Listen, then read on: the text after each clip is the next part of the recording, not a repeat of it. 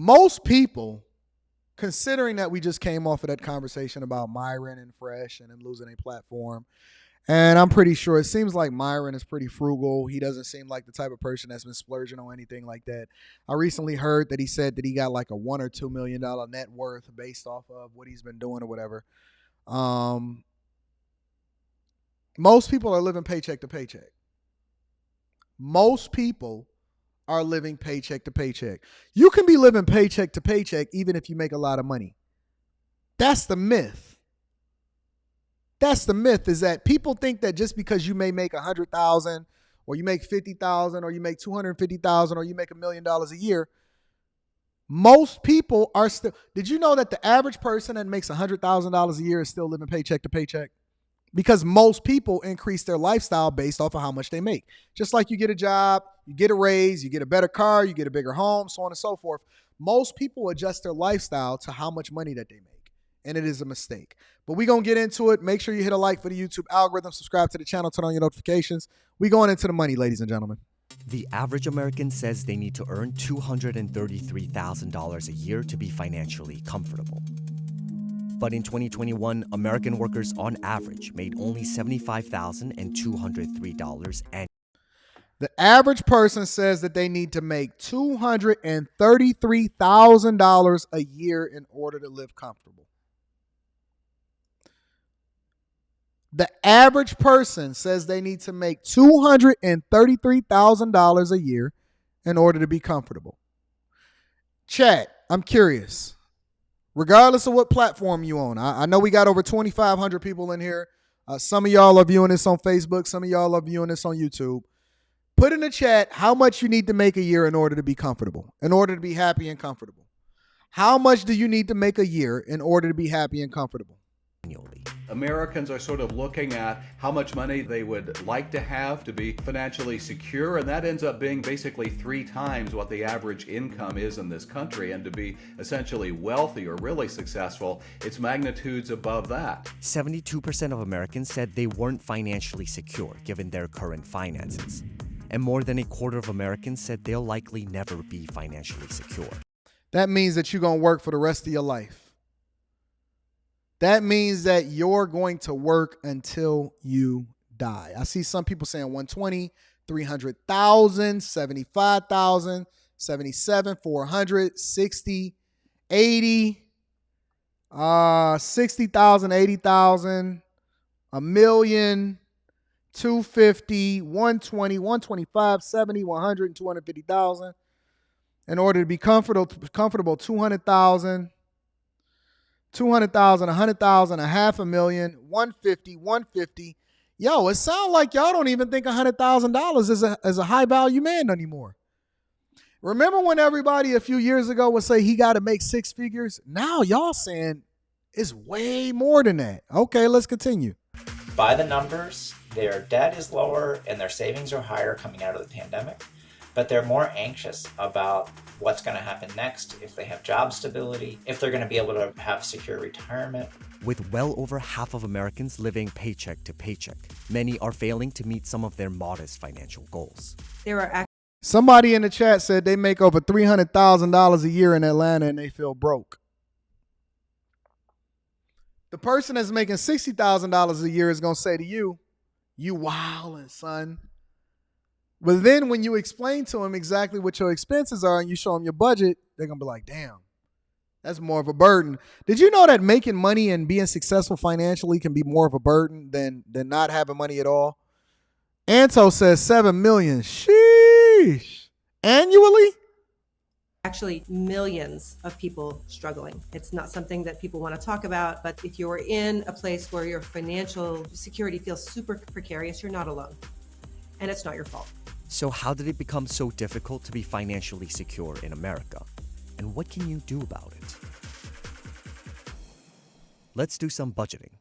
Americans working full-time earned a median monthly income of about $4,400 during the second quarter of 2023.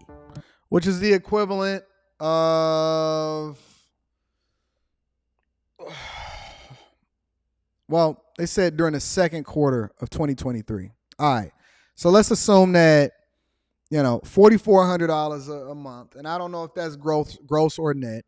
$4,400 a month is the equivalent of a little bit more than $50,000 a year on average. All right. The average worker takes home 75.2% of gross wages after taxes and benefits, shrinking the take-home pay to about $3,308.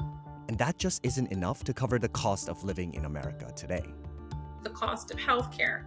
Can you survive off of $3,300 a month, y'all? Can you survive off of $3,300 a month?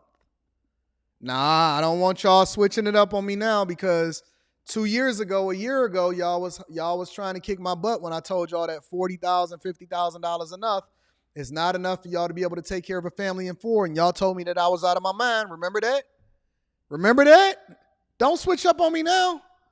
Don't switch up on me now. That has skyrocketed. The cost of attending college has skyrocketed. The cost of purchasing a home has skyrocketed. But nowhere has anyone said wage growth is up 15%, right? Take a look at some of the most essential expenses for Americans. The median monthly rent in the US is $2,029 as of June 2023. That amount already accounts for over 46% of the Americans' median pre-tax income.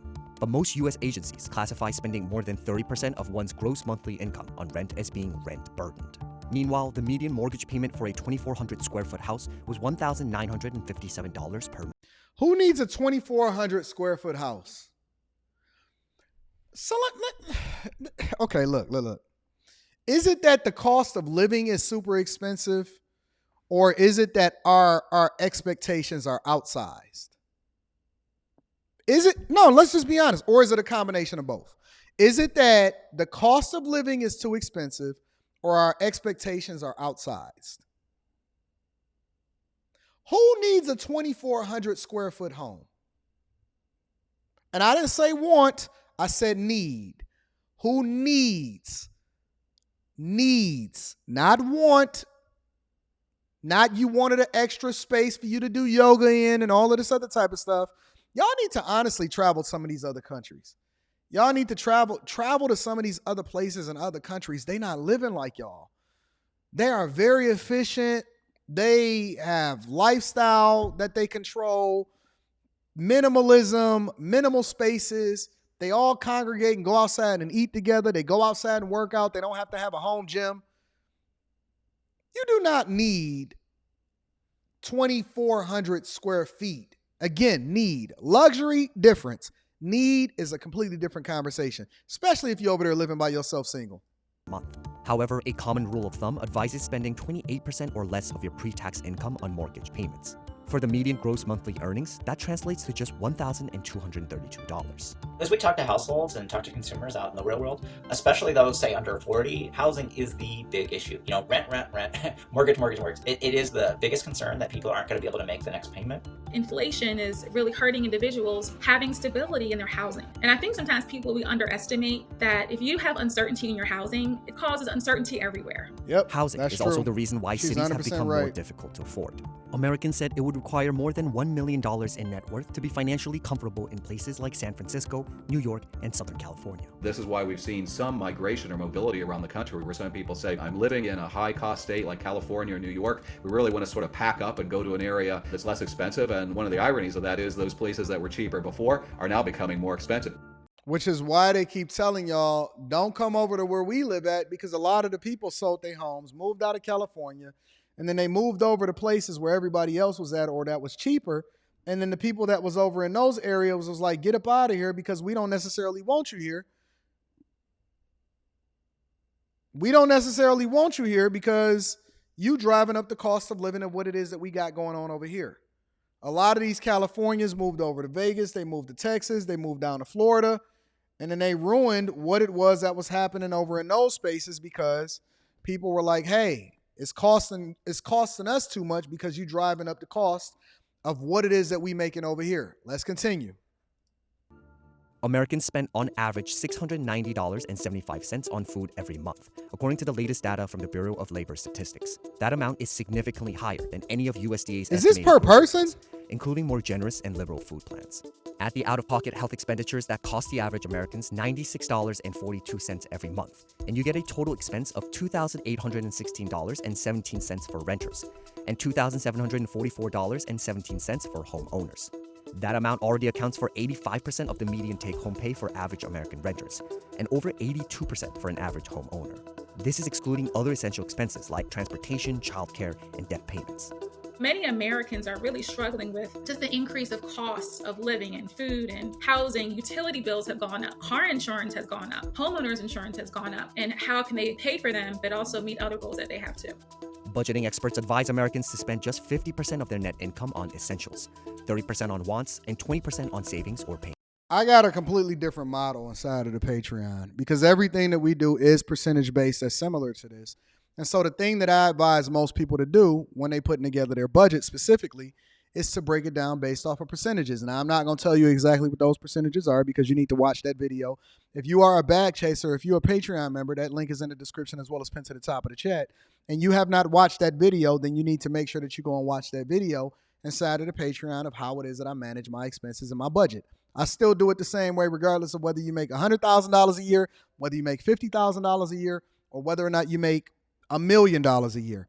Your budget should be based off of percentages, right? Now, the caveat to that is as you continue to make more money, the amount that you have to use for that specific percentage of the budget goes down. I'll give you an example. Let's say you get a raise or increase, or over the next 2 to 3 years, you go from making $100,000 a year to $200,000 a year, right? If you're making $200,000 a year, that does not necessarily mean that you need to increase the amount of money that you're spending on your housing. That means that the amount of money that you have going into fixed expenses, we break that down into fixed expenses, variable expenses, so on and so forth, right? That means the amount of money that you then have to be able to invest in assets that then give you a return on your money is greater. And then you can start writing off the amount of money that you have or the amount of money that you're spending because you invested it in your business. So if you're making $100,000 a year, but you've continued to maintain a reasonable lifestyle, but then you start to make $200,000 a year. Well, if you're making $200,000 a year, it's a strong possibility that you're going to start going into a different tax bracket, which means you're going to give more money over into the federal government. Instead of doing that, you need to spend more money on your businesses. Don't increase your lifestyle. Don't increase your housing. Don't increase your variable expenses. Don't get another car, right? You need to start diving into investing $100,000. You still want to live off that $100,000 that you're making. You want to spend $100,000 on your business because now you have the ability to be able to throw that into assets, right? Next thing you know, your tax bracket is still the same because you're able to write off the business expenses associated with investing in yourself and investing in your businesses, which you then can justify that the amount of money. Now your money is making money on top of money and you're starting to build assets, right? That's the life hack. The life hack is that you don't change your lifestyle until your asset starts to spit off money that you can then justify in order to do so. Most people make more money, but most people still live in paycheck to paycheck. Most people make more money, but most people live paycheck to paycheck. The biggest criticism for me, for a lot of people is, well, why didn't Anton go out and get a big old mansion? Well, why would I do that when I can continue to invest in things that's going to throw off more resources and money for me long term, right? The thing that they don't talk about is the live streams that we do inside of the Patreon that show you exactly how it is that I'm building rental properties from scratch. Why do I do that? Because I need to get rid of more money. The more money I make, the more money I need to get rid of so I can pay lower taxes than you. Because the government incentivizes real estate holders and business people in order to invest in themselves. And so I don't pay as much in taxes as you, but my net worth is increasing. And the thing that we need to start having a conversation about is not how much money you make. When you see somebody talk and they talk about how much money they make, we don't want to know about that. We want to know two things. We want to know how much money you keep and how much you actually accumulating in assets. Listen, when y'all go and sit at the dinner table and you get over the little dumb stuff and y'all start asking each other, what do y'all do for a living? Let's not talk about that no more. Let's start talking about What is your investment strategy long term, and how do you view money? Forget how much money you make, because you can have just as much debt and be drowning if you don't know how to manage it effectively. Stop having conversations with your family. Forget the dating table. Talk about your family. Stop having conversations with your family about what job and who's going to college first. And, oh my God, this is the first person in our family to ever go to school. Forget that. The conversation that you need to be having with your family is, how is it that we can keep more of our money and not give it over to the federal government legally? How much money are you keeping, and how many assets are you accumulating? How can we keep this in the family without paying capital gains taxes? What's going to happen if you die and then we have to pay taxes on top of that as a result of you having to pass that on to us, right? It's state taxes. Should we move this over into a trust or no? How can we protect ourselves against the other businesses that may have liability, right? That may have some problems later on down the line. What if we get sued? What happens to our personal stuff because you're still sitting in the sole proprietorship versus at least in an LLC, right? How do you then differentiate? Biggest hat. Want me to give you one of the life hacks? Well, if you have a corporation and you pay yourself a salary, then the woman that's trying to take child support from you has to base it off how much you pay yourself, not how much money you generate or how much money the business generates. Because you're not a sole proprietorship, right? You don't have to file that on your taxes because you're able to separate it versus filing a Schedule C from what it is that you're actually paying yourself through the business. The business is a completely separate entity than you as a personal individual. The business pays its own taxes. It has its own incentive. So then if you paying yourself a specific salary, the only thing that the court can go off of is how much you paying yourself, not necessarily how much money that you're generating. So when we having these conversations, right, it's a lot of ways in which you can mitigate the amount of money that you have to give over to things that don't really make a difference and to solve for a lot of the problems that we see happening in society until we get the family court laws changed. But if you not paying attention and you having a wrong conversation about how to have a money phone and how to generate a certain level of revenue instead of how to keep more money in your pocket, then you're going to absolutely fall behind the people that understand how money works. It's not just about how much money you make. It's how to keep it. It's how to keep it. It's how to keep it. Why do you think that a lot of these corporations, a lot of these CEOs only pay themselves $1? Why do you think that the majority of their compensation is not based off of their base salary, but is based off of the equity that they have inside of the company? Let's continue. Debt. We see that allocation shifting significantly where people are spending 75% of their take home just on needs, which leaves very little for wants and very little for saving for your financial future. So depending upon where you live and of course your income, many Americans really cannot meet that target allocation. So much of managing your financial life in America today is like drinking from a fire hose. Many households are not able to show up and impose a framework of their own design onto their finances. Many are still in this reactionary space where they're just trying to figure out how to make ends meet. The Federal Reserve has implemented 11 interest rate hikes to combat inflation since March 2022. But more than a third of Americans... You know what they're doing? They're making money more expensive for you to be able to borrow. The reason why people was able to pay $100,000, $75,000, $150,000 over asking price for the properties that they wanted back during the pandemic is because the cost of borrowing money was cheap. Meaning that the interest rates that you were paying and the payment that you were going to pay was an incentive for you to continue to keep spending, which drove up the cost of housing, drove up the cost of food, drove up the cost of gas, drove up the cost to be able to ship things. And so the way that the government was able to fight against that was that they started to raise rates.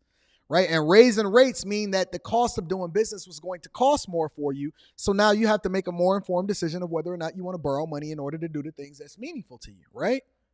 said rising interest rates kept them from financial comfort. Higher interest rates really can stand in the way of affordability for many financial activities or decisions that people want to engage in, and home purchases is sort of at the top of that list. Look at the person who was going to buy a house that was, let's say, $375,000 2 years ago. Their monthly payment would have been less than $2,000. Now it's about $3,400. Think about that. 2 years ago, during the pandemic, when rates was, 2%, 2.5%? Your payment was about $2,000 a month on your mortgage. Now, based off of the interest rates and how much it's going to cost you to be able to borrow money, you're going to be paying about $1,500 more than you was during the pandemic. The cost of money is cheaper. Meaning, I'll give you an example. Let me tell you how rich people think about money. A lot of people say, hey, if you can't pay for it cash, then you don't deserve to be able to buy a car. It's nonsense. It doesn't make sense. That's not how people that have money think. That's how ignorant people think, right? For example, if I can get close to nothing interest rate on being able to finance a car, unless I was able to write off the entirety of that in order to lower my tax burden, why would I then pay the entirety of that amount of money to be able to buy that car? If that car cost me $200,000, let's just say I'm getting a fly car, a really, really dope car, a Maybach, right? And it cost me $200,000. Why would I give away $200,000 when I can take that $200,000 and invest it in something else, since the money is cheap in order for me to be able to finance that thing? You're missing what I'm saying. It's costing me nothing long term. It's going to cost me close to the same amount of money for me to finance it, except for I can take the principal and apply it to something that's actually going to generate the revenue that then pays for the car anyway. If I can invest that $200,000 into a real estate deal, and let's say I get 15, 20% back on my money as a result of whatever type of real estate deal that I do, how much money is that, right? And how fast can I be able to flip that? What's the return on my investment? If I make 20% on $200,000, that's literally $40,000. However, if I take that $200,000 and I invest it in a car, that car is a depreciating asset. Now, unless you can get to a point to where you're writing off the entirety of that car as a business expense in order to lower your taxes, then you're making the wrong type of investment. So usually what people that have resources do is they take the majority of their income, they invest it in assets, and then they let the assets pay for whatever it is that they're financing at a very, very low cost, because they're going to make way more money that covers the cost of whatever that car is if they're using that $200,000 differently than how you would use the $200,000. So most people are thinking about money wrong. When you look at the interest rates, that's why they're paying attention to it, because they're looking at the cost of money. How much is it going to cost me? Why do billionaires finance houses? They don't pay for their houses outright. They never pay for their houses outright. You know why? Because in order to be able to take the equity out of whatever it is that they invested in, most of the time it's their companies, they would have to pay taxes on that money and then be able to give that over to there. Why would they do that when they could just leverage the amount of equity that they have into that company into getting a very, very, very low interest loan that they then don't have to pay the taxes that come along with divesting themselves from the companies that they invested in?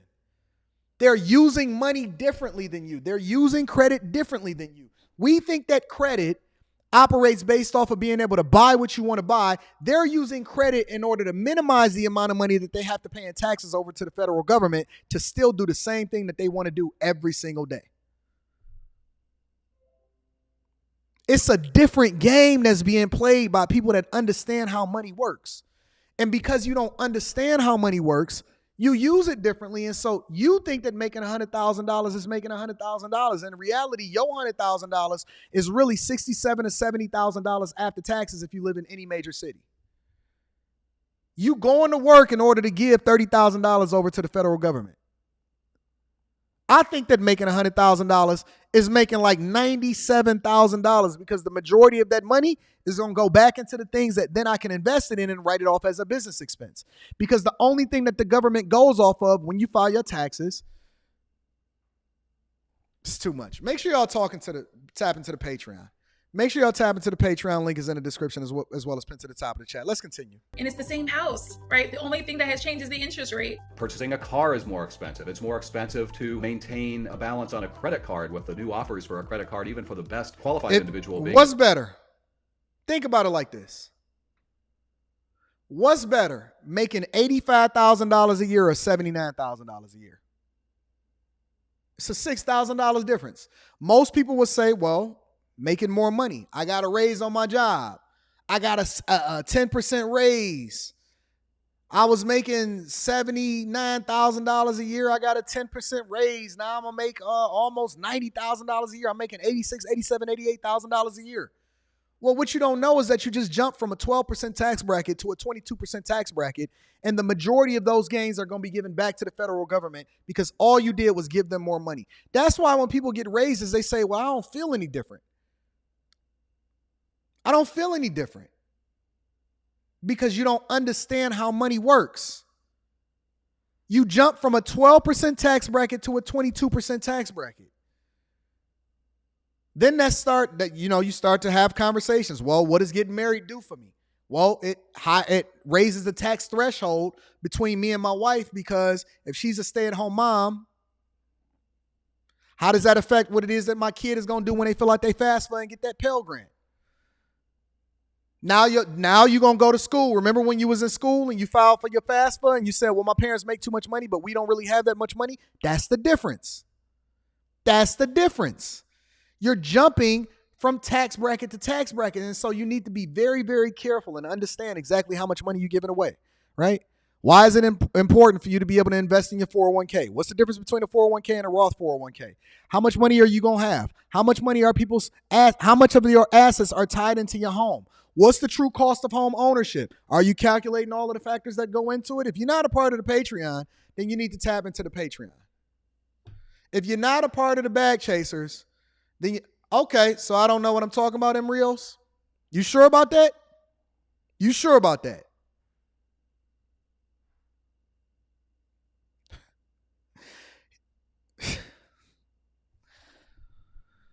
You're right, Seth. I am giving too much game. It's for the people that need it. It's for the people that really want it. We do it for the 1%, not the 99. The average person takes home $67,000 to $70,000 after all of the taxes that come out of your paycheck if you're making $100,000 a year. It's a fact. Because it's not just federal taxes that go into it. It's a lot of other things that go into it also.